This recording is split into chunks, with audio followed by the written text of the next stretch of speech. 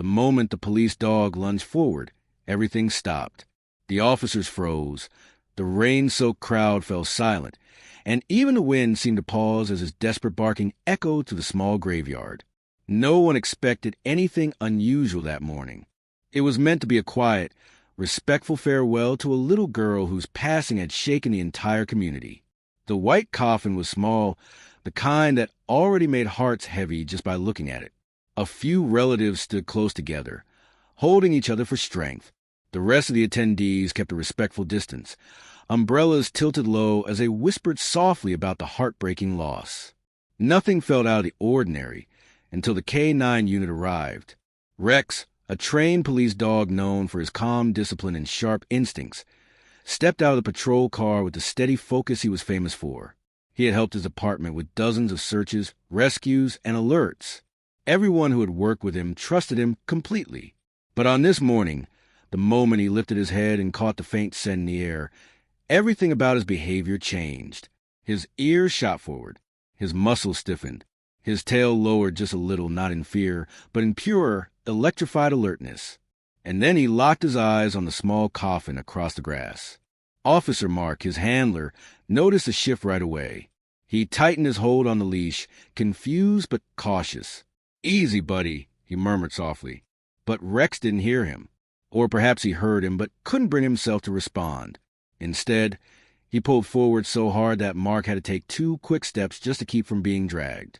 A few people turned around, startled by the sudden movement. Rex barked once, sharp, loud, urgent. Then again, and again. Each bark seemed more desperate than the last. Whispers filled the air. A woman gasped. Someone asked, "Why is the dog doing that?" The girl's mother pressed a trembling hand to her mouth, her eyes brimming with tears, not only from grief now, but from a rising wave of fear she couldn't explain. Officer Mark tried to maintain control, but Rex had never reacted like this before. Not to strangers, not to crowds, and certainly not in a peaceful setting like this. The barking wasn't aggressive. It wasn't confused. It was a warning or a plea. Officer Sarah, one of the senior officers on scene, approached quickly. She had seen Rex work multiple times, and she trusted his instincts more than most. She studied him from a distance first, then knelt slightly to see his posture. Something about the way he pulled, the way he refused to break eye contact with the coffin, made the hairs on her arms rise. This wasn't random behavior. This was an alert. Still, Sarah tried to keep her voice steady and gentle as she leaned closer to Mark. "He's telling us something," she whispered. "We can't ignore it." The girl's family watched closely now, their emotions shifting from sorrow to worry. The father wiped his face and stepped forward uncertainly. "Is there something wrong?" he asked. His voice was soft, trembling, but brave. Sarah didn't want to alarm him. No one wanted to make things harder on a family already in pain. But Rex barked again, even louder this time, pulling so fiercely that his paws dug into wet earth. Mark took a breath and tried to reassure the family. "Sometimes dogs react to scents we don't notice. It could be nothing," he said. But even as he spoke, his voice cracked slightly, because deep down, he knew Rex never reacted without reason. Rex suddenly let out a long, low whine, a sound that made everyone's heart stop for a second. It wasn't the kind of noise he made during training. It wasn't a sound of fear or aggression. It was a sound of dogs sensing distress, sensing life, sensing something that demanded attention immediately. A few officers exchanged glances. Something invisible was unfolding right in front of them. The girl's aunt stepped forward, clutching her coat tightly. "Please, if the dog is trying to tell you something, check," she whispered. Her voice wavered, but her eyes were steady. She wanted the truth, no matter how frightening it might be. Mark hesitated. So did Sarah. No officer wanted to disturb a coffin without clarity or permission. But the K-9 unit was trained for situations exactly like this. And sometimes, instincts mattered more than explanations. Rex barked again, so loudly now that a few people stepped back. His entire body trembled with urgency. He wasn't going to stop. He couldn't. The rain started falling harder, creating soft tapping sounds on the umbrellas around them. The sky seemed darker than before, heavy and tense, as if the moment itself knew something was about to change.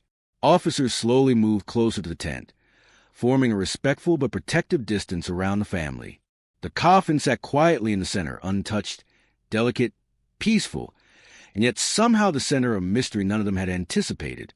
Mark walked closer, Rex pulling him forward with each determined step. Sarah joined them, her eyes fixed on the small box. The girls' parents held onto each other tightly behind them. The rest of the attendees watched in stunned silence, unsure whether to fear what was happening or hold out hope that the dog was wrong. But Rex was never wrong. Mark placed a hand lightly on the coffin. It wasn't cold, just slightly damp from the rain. He swallowed hard, feeling the weight of responsibility settle on his chest. He looked at the parents, who nodded with trembling courage. He nodded back. Sarah took a steadying breath. "Let's just check," she said softly. "We owe it to the family and to whatever Rex is sensing." The air went silent again. Rex leaned in closer, his nose twitching rapidly, his breath shaky, his eyes locked on the wooden lid as if he could see through it. Mark reached for the first latch, his fingers slightly trembling with nerves. Everyone, even the officers who usually carried unshakable composure, felt the tension building in their chests. The first latch clicked open slowly. Rex froze, not barking now, not pulling, just staring with absolute focus. His tail lowered, his ears stiffened, his entire body leaned forward as if bracing for what came next. Mark moved his hand to the second latch.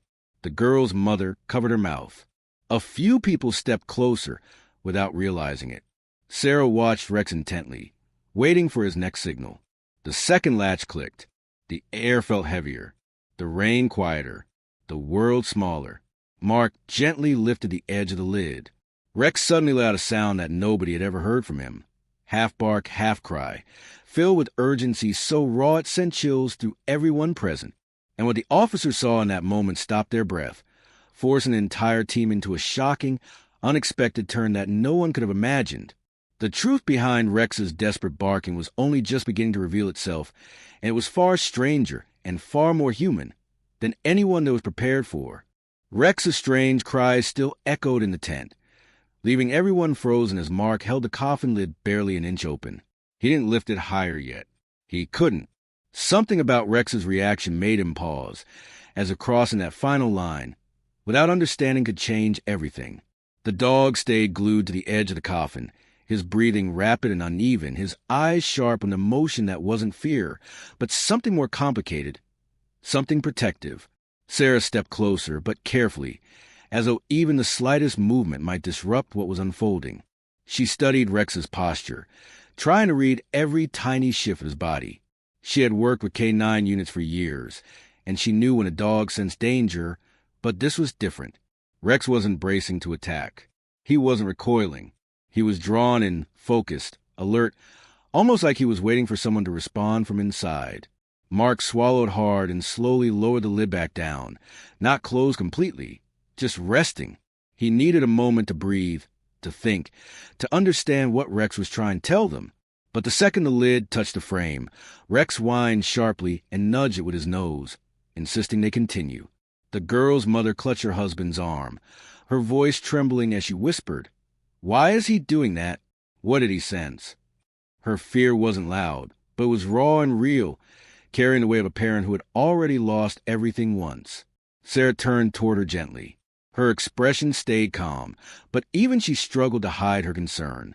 Sometimes trained dogs react to scents, maybe clothing, maybe something familiar. He might have picked up a trace we don't know about. We're just trying to understand. The father nodded stiffly, though confusion clouded his face. But there shouldn't be anything like that inside. His voice trailed off, as if even saying those words felt too heavy. The other officers gathered nearby, watching with tense silence. Rain dripped from the edges of the tent, creating steady tapping sounds on the grass. The air felt cold, not just from the weather, but from the growing unease that wrapped itself around everyone like a tightening thread. Mark took a long breath and looked at Sarah. "Should we call the coroner again? Just to be safe?" he asked quietly. Before Sarah could answer, Rex let out another bark, short, sharp, impatient. He pawed lightly at the lower edge of the coffin, not scratching aggressively, but signaling with precision. He wanted them to focus on something specific. Sarah crouched beside Rex, watching where his paws landed. "He's pointing to the right side," she murmured. She pressed her palm to the wood lightly, testing something she couldn't name. The wood felt ordinary. The surface was smooth. But Rex's reaction told her something was off. She straightened up, her eyes narrowing slightly in thought. "Let's step back for a moment," she said softly, motioning for Mark to move away with her. They guided Rex a few feet back, giving him space to calm down. But he didn't calm down.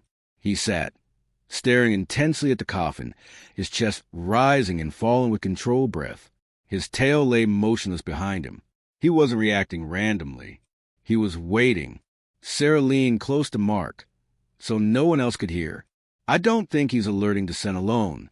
This feels like behavior we see when a dog senses distress or life." Mark's stomach dropped. He didn't want to believe it. It didn't make sense. It couldn't. "Sarah," he whispered, trying to stay grounded. "We can't assume that.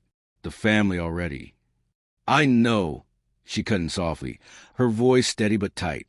"But we also can't ignore him." The rain softened for a moment, as if giving everyone a brief pause to breathe. Officers exchanged uneasy glances. A few attendees whispered quietly, unsure if they should stay or step away. The girl's aunt held her hands together tightly, praying under her breath, while the mother kept her eyes locked on Rex with growing confusion. Trying to steady the situation, Mark gently knelt beside Rex. "Hey, buddy," he whispered, brushing his hand along Rex's back. "Tell me what you found." "Show me again." Rex stood immediately and walked toward the coffin with slow, deliberate steps. He paused near the right side again, lowered his head, and pressed his nose to the wood. Not randomly, exactly where he had pawed earlier. He let out a slow exhale, almost like a sigh. Sarah's breath caught. "He's trained to signal if he senses breathing," she whispered to Mark. "But we can't hear anything and look at the family. We can't say that out loud." Mark nodded tightly. They needed facts, not guesses, before they could say anything, especially something so impossible. Rex nudged the lid again, more gently this time, as if encouraging them rather than begging.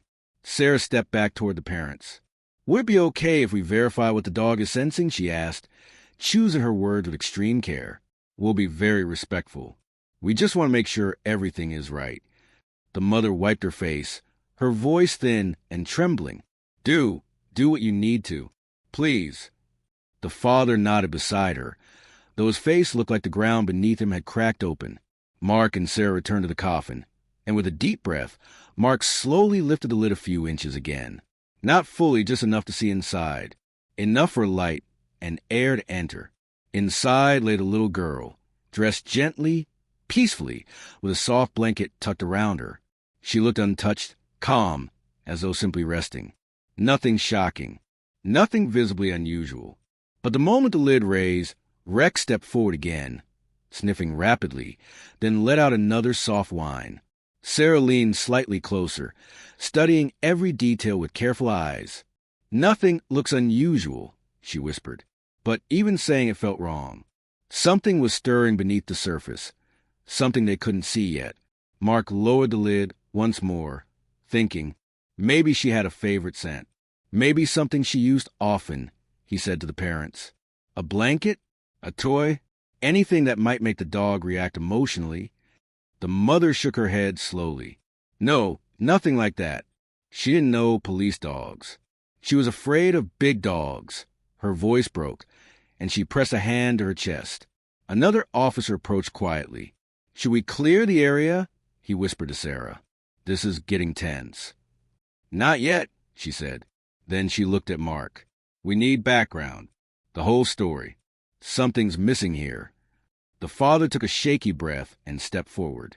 "You need to understand. The last few days before she passed were confusing. She kept saying things we didn't understand." His voice wavered, but he continued. "She talked about hearing someone whispering to her, about being scared of someone none of us ever saw." A hush swept through the tent. Sarah's eyes narrowed, not in suspicion of him, but in focus.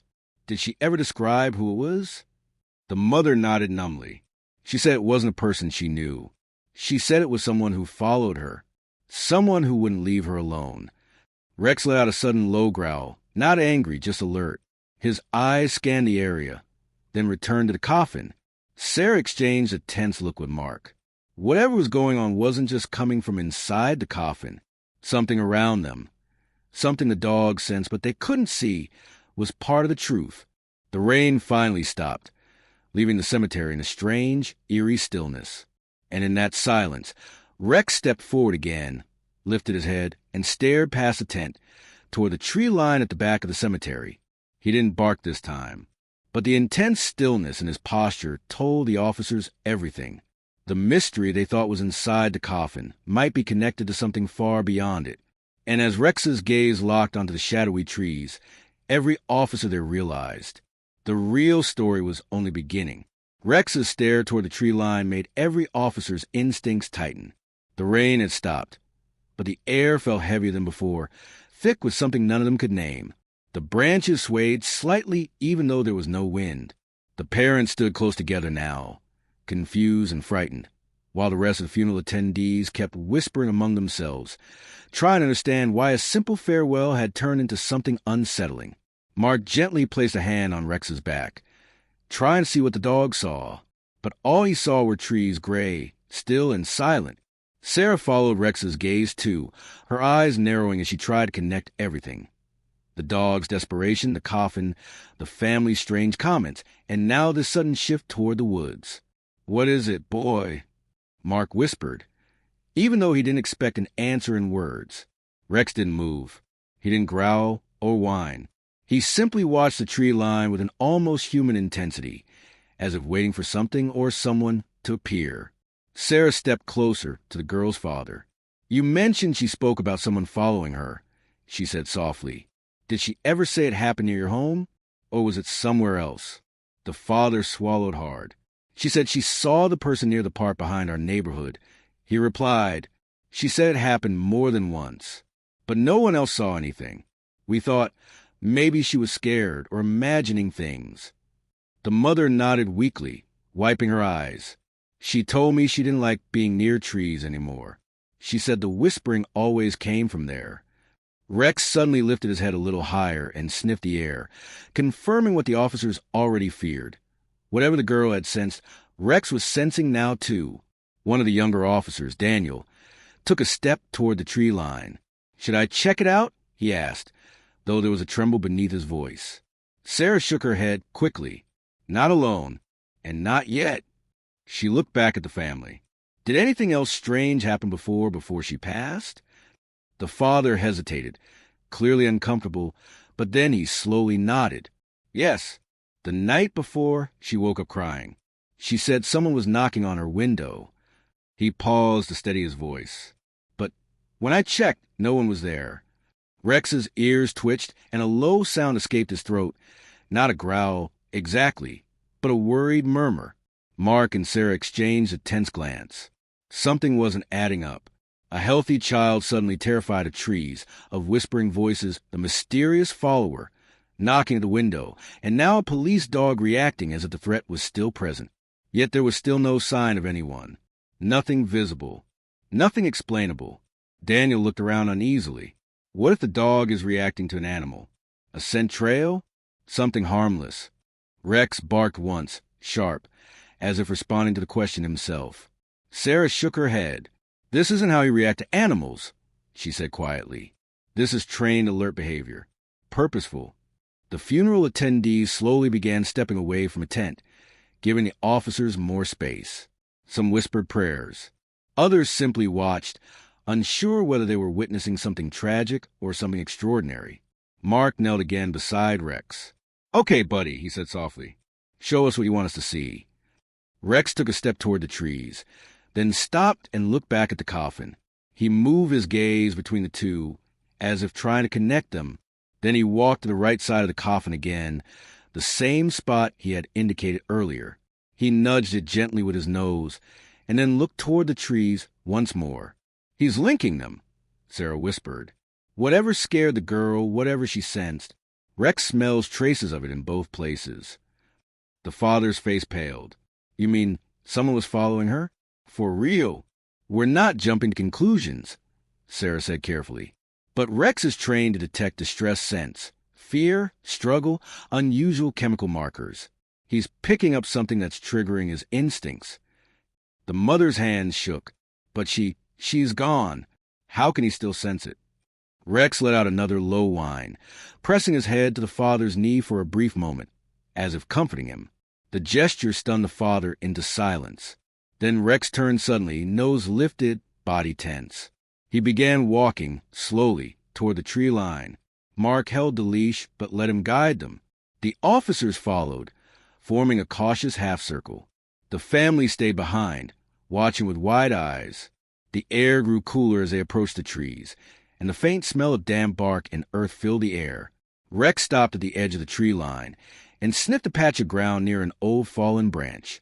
He paced a small circle, nose close to the ground, then looked up sharply and stared deeper into the woods. Daniel looked uneasy. What exactly is he tracking? Mark didn't answer. He didn't know. Rex suddenly took a step forward as if preparing to enter the woods, but then froze. His entire body stiffened. His tail lowered again, and a deep, worried sound escaped him. He backed up a step, eyes still fixed straight ahead. Sarah frowned. He won't go in. Why not? Daniel asked. Because whatever he smells, Sarah whispered, he doesn't trust it. Mark gently knelt and let Rex lean against him. The dog wasn't scared. He was cautious, alert, protecting. Sarah scanned the tree shadows carefully. There's more going on here than we understand. Another officer jogged up from the road, breathing heavily.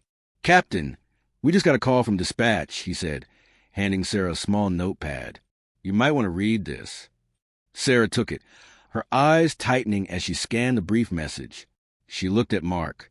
The girl's pediatrician left a voicemail with dispatch this morning. She said the little girl told her something last week that frightened her enough to schedule a follow-up appointment. Mark's stomach sank. What did she say? Sarah hesitated, then read softly. She said, he keeps watching me from the trees. He says he's waiting for me. The woods behind them seemed suddenly darker. The officers exchanged tense looks. Rex pressed his shoulder against Mark, his eyes locked on the same spot in the trees, unwavering. The father and mother stood at the edge of the tent, watching with fear that was turning into something deeper. Understanding, confusion, disbelief. Sarah closed the notepad slowly and looked back at the coffin. There's something connected here, she murmured. Something we haven't uncovered yet. Mark nodded, feeling the weight of it settle on his chest. And Rex knows exactly what it is. But before they could take another step forward, Rex raised his head again, ears pricking sharply. A sound, soft, distant, barely noticeable, rustled from deep within the trees. Not wind, not an animal. Something else. Rex growled low, not in warning, but in recognition. The officers froze. The family stared. And everyone understood one thing clearly. Whatever followed that little girl in life might not have left yet, and the truth hiding in those trees was about to pull the entire investigation into a direction no one expected. Daniel felt the cold air shift as he stepped deeper into the dim passageway, the girl's quiet footsteps close behind him.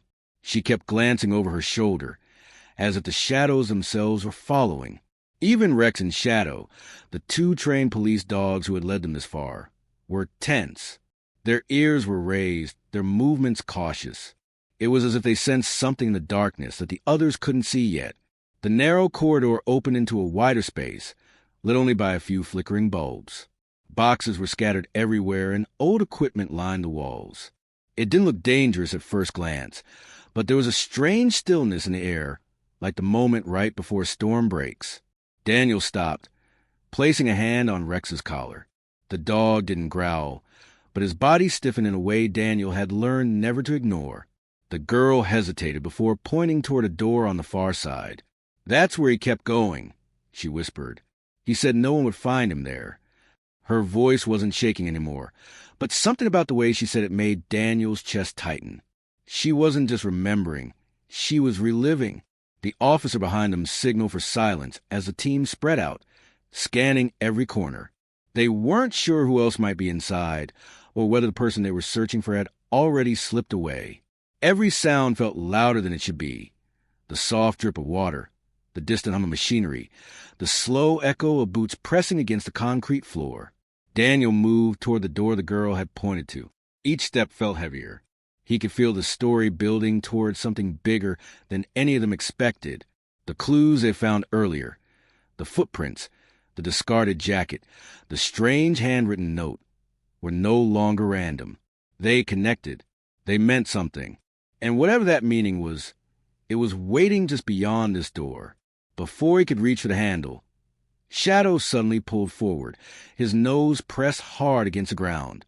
He circled, sniffing rapidly, then stopped at a spot Daniel wouldn't have looked at twice. A thin line of dust had been disturbed, revealing a narrow gap between two large crates. Shadow pressed his head toward it, letting out a low, alert sound. Not a warning, but a signal that he had found something important. Daniel crouched, heart pounding. The officer shined a small light into the gap, revealing the edge of what looked like another hidden space behind crates. A passageway, a storage room, or something else entirely. No one knew, and the uncertainty only raised the tension in the room. The girl swallowed hard. He didn't want anyone to know about that place. He always said it was the only spot no one would check. Her voice trembled just slightly, like she was fighting against memories she didn't want to face again. Daniel exchanged a look with the officer, both of them understanding that they were getting close, closer than they had been since the search began. Whatever was hidden here could be the final piece of the puzzle. It could also be the most dangerous. The officer placed a hand on the girl's shoulder. "Stay behind us, no matter what." Daniel tried to move the crates quietly, but they scraped against the floor with a slow, heavy sound that echoed like a warning. Rex and Shadow stayed at the front, waiting, muscles coiled. The narrow gap widened enough for a person to slip through. The smell of stale air drifted out, along with something else. Something old, something unsettling, something that suggested whoever had been here had stayed long enough to leave traces behind. A faint metallic noise came from inside the hidden space. Not a crash, not a clatter. A small shift, too intentional to be an accident. The officer froze. Daniel turned slowly toward the sound, every nerve awake, every thought racing.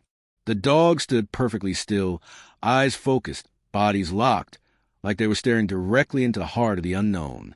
Someone was in there, and they weren't alone.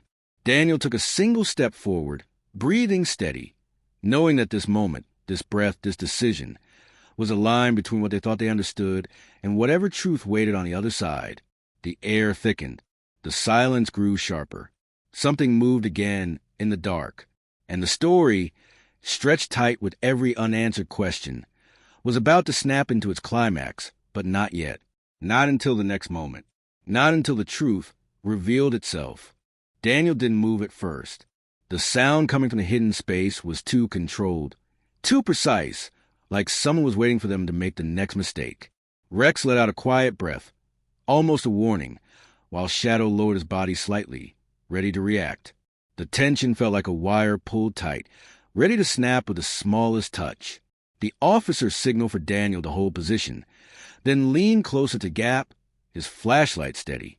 But before the beam could reach inside, the girl suddenly grabbed Daniel's sleeve. Her face had gone pale, her eyes wide with something deeper than fear. "It's not just him," she whispered. "There was someone else. He said the other one would stop anyone who came looking." Daniel felt the air leave his lungs. Another person. Someone they hadn't accounted for. Someone who could be inside the hidden room right now, listening to every movement. Before anyone could respond, a faint tapping echoed from the darkness. 3 slow taps, then silence. It wasn't loud, but it was deliberate, like a signal between two people who didn't need words. The officer tightened his grip on the flashlight, but the girl shook her head urgently. "That wasn't him," she said in a hushed voice. "The other one does that. It's how he warns. It's how he lets him know someone is close." Daniel's pulse quickened. They had walked straight into a layered trap, and only now were they realizing just how planned everything might have been. The earlier clues, the jacket, the footprints, the strange note, they seemed almost too easy now, almost placed on purpose, as if someone had wanted them to reach this point. Rex took a step back, ears angled sharply toward the hidden room, and let out a low, rumbling sound Daniel had only heard a few times before. Not aggression, instinct, a warning that something inside was shifting. Then it happened. A soft click came from the side of the wall, behind the crates. Not inside the hidden room, beside it. The sound was so subtle that anyone else might have missed it, but Daniel froze instantly. He knew that sound. A latch, a concealed mechanism, another hidden panel. Without warning, a second section of the wall slid open with a slow shudder, revealing another narrow passageway, completely separate from the one they were focused on. The officer swung the flashlight toward it, and the beam caught something unexpected on the ground just inside the entrance. A small flashlight, still warm. Someone had been there moments ago, maybe even still was. Daniel's heart pounded harder. 2 exits, he whispered. 2 people. They weren't hiding, they were moving. The girl's breath hitched as she pointed toward the second passageway. That one, I didn't know about that one. He never let me anywhere near it. Shadow crept closer to the newly opened path, sniffing rapidly. His tail lowered, and he made a sharp turn, signaling movement. Whoever had been there had left in a hurry, too fast to cover their tracks. The officer's voice dropped to a tense whisper. They're trying to circle around us. For the first time, Daniel felt the full weight of how dangerous this search had become. Not only were they dealing with 2 people who knew the layout better than anyone, but now the team was split in focus. The hidden room still held someone, but the second passageway, dark, narrow, and unknown, was a threat that could strike from behind at any moment. The tapping sound echoed again from inside the original hidden space, this time faster, almost urgent.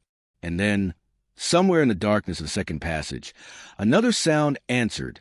Just one, a single sharp tap, like a silent agreement passing between unseen figures. Daniel's skin prickled. They were communicating. The stakes shifted instantly. This wasn't just a chase anymore. It was a coordinated plan unfolding right in front of them. The officer raised his hand, signaling the team to brace. Every breath in the room felt heavier. Every second stretched thin. Even the dogs stood frozen, their instincts sharpened, ready for whatever would come next. Then, from deep within the second passageway, a shadow moved, fast and intentional, disappearing before the flashlight could fully catch it. Daniel swallowed hard. The truth was now bigger than they imagined, and the climax was coming. Not slowly, but rushing toward them like a tide they could no longer stop. And in that moment, with 2 unseen threats closing in from both sides, they realized one thing for certain. They were no longer the ones in control. The second shadow slipped out of sight, and for a moment the room seemed to hold its breath. Daniel could feel the tension tightening around him like a rope, pulling him toward a moment that had been building from the very first clue. Rex pressed against his leg, steady but alert, while Shadow shifted his weight, ready for whatever would break the silence first. The officer lowered his voice and signaled for everyone to move slowly toward the split passages, but the girl tugged Daniel's sleeve again. He always said the second one would escape first, she whispered, but he never said where he would go. Daniel knelt slightly so he could look her in the eyes. We're going to keep you safe, he said, keeping his voice calm even though his pulse hammered. But I need you to remember anything about where they could be heading. She hesitated, searching her memory, and then her eyes widened. There's another room, she said. Not hidden, just forgotten. Down the old hall behind the furnace. He used it when he didn't want anyone to know he was meeting someone. The officer caught the last part and stiffened. Meeting someone? Who? The girl shook her head. I never saw them. I only heard voices. That was enough. The officer motioned the team toward the old hallway. Daniel moved with them, keeping the girl close, while Rex and Shadow led the way, their noses down, following the overlapping scents that told them both suspects had passed through recently. The hallway was narrow, dustier than the rest of the building, as if no one had stepped there in years. But the dogs' reactions made it clear they weren't alone. As they approached the old furnace room, a faint glow appeared through cracks of the door. Someone had lit a lantern inside. Someone was waiting. The officer reached for the handle. But before he could turn it, Rex stepped forward and let out one sharp bark. Not frantic, certain. Daniel froze. He knew that bark. It meant someone inside was standing right on the other side of the door. The officer pushed the door open in one swift motion. Inside, the first man, the one they had been tracking from the beginning, stood near the lantern, his hands raised. But his expression wasn't angry or defiant. It was desperate, shaken, like someone who had finally run out of places to hide. Behind him, the second man stood near a small table, breathing hard, ready to run again if he found even the slightest opening. The girl clung to Daniel, trembling, but her gaze locked on the first man. "You said you'd stop," she whispered, her voice breaking. The man's shoulders sagged. "I tried," he said softly, "but then everything went wrong." The officer stepped forward cautiously. "It ends now. No more running." The second man's eyes darted around the room, looking for a way out, but Shadow moved closer, blocking his escape. Rex positioned himself between Daniel and the suspects, maintaining a perfect stance, protective, solid, ready. "You don't understand," the first man said, shaking his head. "There was never supposed to be danger. The Coffin," he stopped, swallowing hard. "It was supposed to protect her, to keep her hidden until we could get her out. But he glared at the second man. He changed everything." Daniel felt a chill sweep through the room. "What do you mean protect her?" he asked carefully. "From what?" The first man looked at the girl with a painful guilt in his eyes. Someone else wanted her. Someone who was never supposed to be part of this. That's why I tried to keep her hidden. That's why I never let her out of my sight. I thought if I kept her quiet long enough, the danger would pass. The second man scoffed weakly. "You were never going to protect her. You were just delaying the moment you'd have to face what you did." The girl took a small step back, confused. What did he do? Before either man could speak, Rex's ears shot up. A low growl formed deep in his chest. Shadow backed up, scanning the doorway behind them, signaling that someone else was nearby. Daniel turned just as a figure appeared at the far end of the hallway. Not the first man, not the second. A third person. A woman. Her face was pale, tense, but her eyes burned with a strange mixture of fear and determination. She stopped just inside the doorway, hands trembling. "She wasn't supposed to be found," she whispered. "Not yet." The room froze. The girl's breath caught. "Mom!" Daniel's heart nearly stopped. The officers exchanged stunned looks. Even the two suspects seemed thrown off, staring at the woman like she was the last person they expected to appear. "You were working with them?" the officer asked, disbelief tightening his voice. Her gaze dropped to the floor. "I didn't have a choice." The first man shook his head. "You had every choice. But you chose secrecy over her safety." The girl took a step toward the woman, her small voice cutting through the chaos. "Why did you hide me?" The woman's face crumpled. "Because I was trying to protect you from the people coming for us. I didn't trust anyone, not even the police. But when everything started falling apart, I panicked." The officer stepped closer. "And the coffin?" The woman wiped at her eyes. "It was the only way to move her. No one checks a closed coffin if they think they know what's inside. I thought it would keep her safe long enough for us to escape." Daniel felt the air shift. The story they'd been chasing, the danger, the signals, the secret passages, had all led to this moment. And now the final twist had fallen into place. The girl wasn't being targeted by the two men. The two men weren't hiding the truth from her. They were all hiding from someone much bigger, someone still out there. The woman looked at Daniel, her voice breaking. "And now you found us, which means they will too." Rex barked sharply, turning toward the hallway again. Footsteps echoed from somewhere outside the old room. More than one pair. The officer grabbed his radio, calling for backup immediately. Shadow's body tensed, ready for whatever was coming. Daniel pulled the girl close, his voice steady even as every instinct screamed that the danger wasn't over, because the climax had revealed the truth. But the final unexpected twist had just walked in with the sound of those approaching footsteps. Someone else was coming, someone they hadn't accounted for, and they were almost at the door. The footsteps grew louder, echoing to the narrow hallway like a slow countdown. Daniel tightened his grip on the little girl's shoulders, gently guiding her behind him without making her feel pushed or frightened. Rex stood directly in front of her, solid and protective, while Shadow positioned himself near the officer, ready but calm. No one spoke. Everyone simply listened as the approaching sounds filled the space with a tension that felt almost heavy enough to touch.